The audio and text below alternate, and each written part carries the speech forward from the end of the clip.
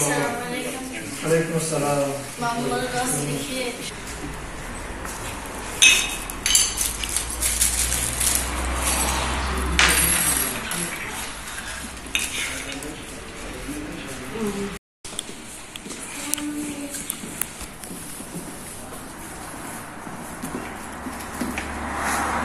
Aleykümselam. Gazze'ye yardım etmek için.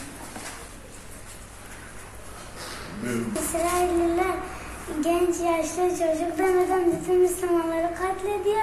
Bunun için de ben bu parayı Gazze'ye göndereceğim. Büyüyünce de inşallah onlarla savaşacağım. Allah razı olsun. Allah Teala hayrını kabul etsin. Allah Teala senin gibi düşünceli kardeşlerimizin sayısını artırsın.